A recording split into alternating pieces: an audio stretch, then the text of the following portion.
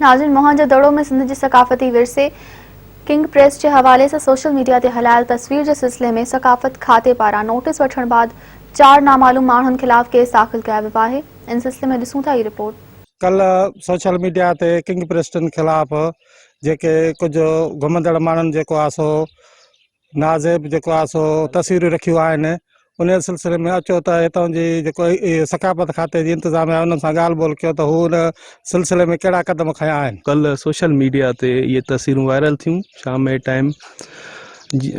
तस्वीरूं वायरल थियण खां पोइ असां सां पंहिंजो डिपार्टमेंट कांटेक्ट में आयो।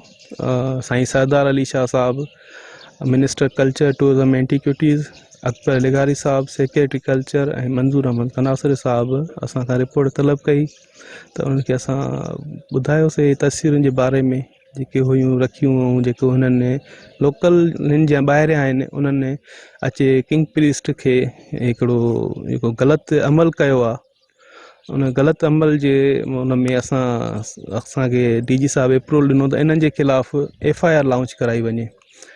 त राति जो टाइम हो, जीअं सुबुह थियो असां पंहिंजो एयरपोर्ट थाणे ते पहुची करे SHO सां मिली करे ऐं FIR उन्हनि 4 माण्हुनि जे ख़िलाफ़ 4 नामालूम माण्हू जेके आहिनि उन्हनि जे ख़िलाफ़ असां इहा FIR लॉन्च कराई आहे।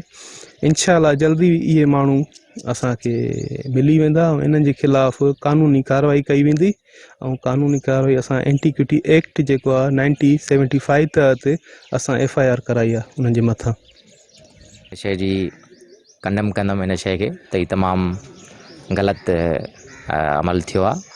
असांजे माण्हुनि खे एतिरो सेंस ऑफ ह्यूमर न आहे त हीअ सकाफ़त असांजी ऐं असांजे मोहन जे दड़े ते घुमणु अचनि था ऐं अहिड़ी नाज़िबा शयूं ऐं अहिड़ियूं हरकतूं कनि था हिते, जेको जंहिंजी जेतिरी बि मज़म्मत कई वञे उहा घटि आहे। ही जेको अमल थियो आहे इहो इंतिहाई किरियल अमल थियो आहे ऐं ही मोहन जो दड़ो जेको आहे न सिर्फ़ु सिंध पाकिस्तान पर दुनिया लेवल ते हिकिड़ी मञियल हिकिड़ो आर्कियोलॉजिकल साइट आहे ऐं दुनिया जा काफ़ी माण्हू हिते ईंदा आहिनि, हिन ते रिसर्च बि कनि, काफ़ी माण्हुनि PhD बि कई आहे।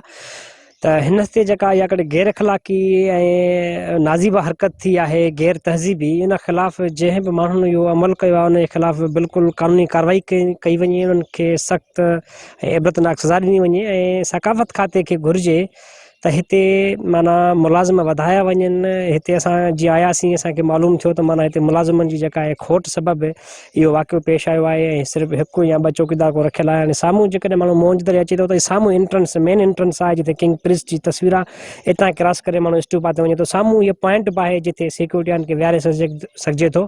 असां सकाफ़त खाते खे गुज़ारिश था कयूं त माना हिते मुलाज़िम वधाया वञनि, चौकीदार वधाया वञनि।